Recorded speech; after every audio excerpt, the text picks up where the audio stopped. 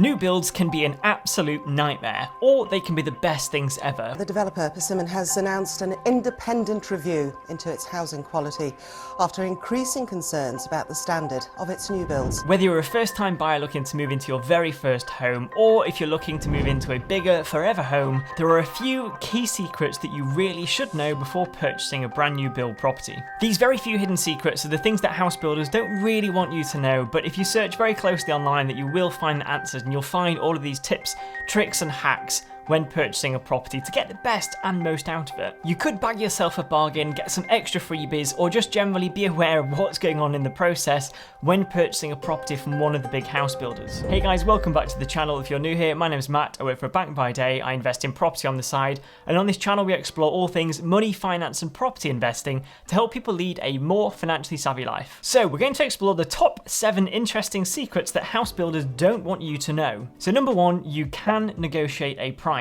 Now this might seem quite hard to do, but with house builders, everything is negotiable, and just because it's there on a piece of paper doesn't mean they have to sell it for that particular price. Now, you might go to a lot of new build developments and to show homes where the very first person at the desk says, nope, you can't purchase it for a different price, the price is the price. You have to remember that that particular person is usually just a sales rep.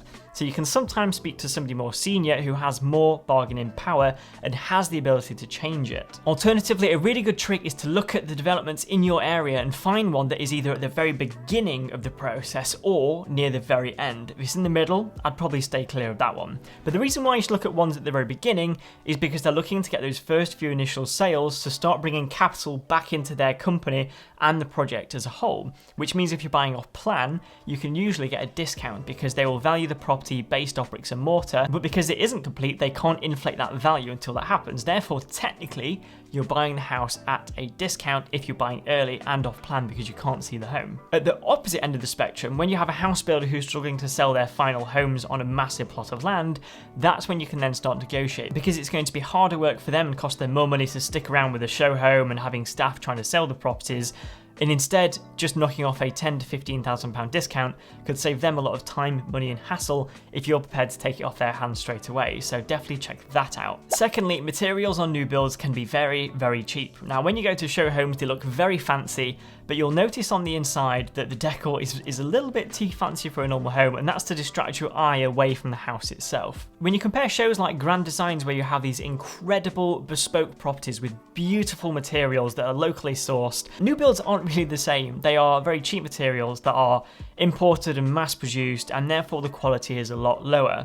And when you mix this with very fast rushed workmanship, the two together are quite a bad combination. And it's no surprise that the average new build home in the UK has on average 40 defects. You have these big house builders who are trying to be more efficient and cookie cutter a house development project, but that means that things are just shipped in, quickly put together, and then they move on to the next house due to all of these tight deadlines. And you also have to remember that house building is all about profit, so for them, the more they can cheap out on the materials, the more money they're ultimately going to make on the purchase of the property when you buy it. That being said, this doesn't apply to every single house builder in the UK, it's only usually the larger ones. If you go to a small SME, small house builder, then those particular people who are building 2, 3, 4 houses on a small plot of land are likely to go for a higher quality product because they're a smaller team of people, usually somebody more local, and yes, they'll make profit, but they also want to put a bit more love into the project as well. So that's the kind of best new build you want to go for, where it is a very small developer who isn't this massive national chain across the country. Number 3, the houses only just about meet minimum compliance. Again, when you look at Grand Design's houses, you usually see that they're made of incredible eco-friendly materials, the houses are airtight, and everything is really, really high spec. When you then compare that to normal house builders in the UK, there is essentially a list of things that you need to do to build a house to make it compliant. Now, these big national house builders usually just about tick the boxes to meet minimum compliance. So they don't really have the best windows, the best doors, the best eco-friendly materials. It's all just kind of standard subpar materials, and all of that really starts to add up. So for them, it's all about ticking the minimum compliance box. They meet that line, they move on to the next house. And when you link this back to number 2 and the cheap materials, this is why you start to see loads of defects.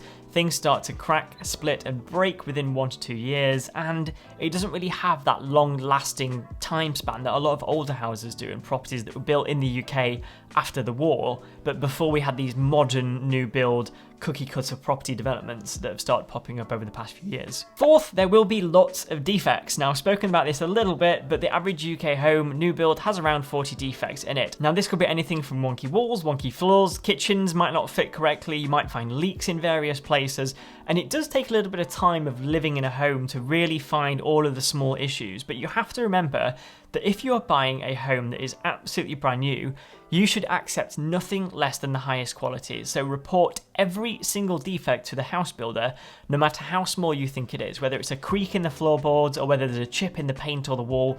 Report everything, because you are paying for a pristine house, and that's why they add a premium, and I'll touch on the premium on another point. Number 5, they spend a lot of time, money and effort on the show homes to really distract your eyes. Now, a lot of house builders either outsource to an interior design company or they have their own in-house interior design company.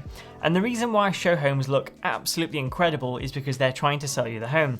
But what you've got to do is remember that you're not buying, usually, furniture of that equivalent standard with that particular design eye. And instead you have to focus on the house itself, because it's the house that you're buying, not the furniture on the inside. So you've got to imagine what is that house going to look like when you fill it full of IKEA furniture. By remembering this, you can start to focus on the layout, the room sizes and the quality of the house itself to really judge whether you think it's worth paying for the new build premium. Number 6, you can usually bag freebies if you buy a property off plan. Now, buying off plan means that you buy the house or the property before a brick has even been laid or before anything is really beyond the foundations. The reason why you can bag freebies is that because the house hasn't been built yet, you can have an influence and a say in the property to choose things like the colour of the carpets, the colour of the kitchen design, the spec of the kitchen if you want to upgrade and pay more. Some house builders do this as an upsell and charge you extra, or they genuinely chuck it in for free and just ask you what colour you want certain items, because it makes no difference to them whether you have a brown kitchen or a grey kitchen, because usually they have a mix and match of both in the houses anyway, so it's up to you to choose and they'll give you that option. Sometimes if you want something bespoke in the property as well, you can usually discuss this with the house builder up front as well and let them know exactly what you want to do, so you can then buy something extremely extravagant for the property if you wanted a particular bathroom suite or whatever it was, or a jacuzzi bath putting in, and then they will then fit that for you and do the workmanship as a part of the overall house build. So there is room for negotiation there as well to have something a little bit more customized to your taste if that's what you want to do, because they have the builders, they have the workmen, they have the people to go and do that while they're building the house. In some scenarios, you can even buy a conservatory to go on the back of the property as well. So when you move in, you've got a conservatory already there ready to go, because usually conservatories don't come as standard with new build properties, which is why I talk about very minimum compliance and they're very basic in their form. Lastly, and most importantly, buying a new build will mean that you're paying a new build premium. Typically, houses in an area are about 20% less compared to a new build. So if a house is worth £100,000, a new build could be worth £120,000, even though it's the exact same size, has the same amount of bedrooms. It's just the premium that comes with the new build and buying a brand new, shiny home in what is usually a bit of a nicer area and estate when all the properties and houses are done in that particular area.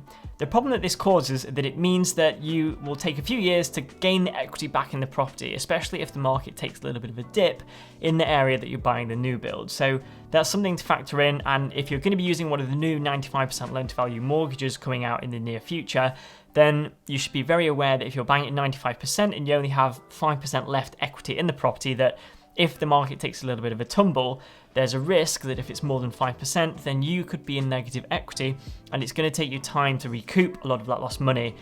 And then when you factor in things like solicitors' costs, moving costs and general other costs associated with moving properties, then you might already be in a loss. So it does take a few years to recoup that kind of money, which is unheard of compared to buying an older property, doing it up and realising the value straight away. So think about that when you're buying a new build and whether you want to pay that new build price or whether you want to buy a second-hand new build home, which might be a slightly better option. I hope you found this video useful. I've got loads of other ones on this channel, like this one on the top here, which is my regrets of buying a new build versus old build property. Or you can check out the one on the bottom, which is my top tips for viewing a property and things I would look out for and how to cost up a refurb if you're looking at buying an older property. So feel free to check out one of these and I'll see you on the other side.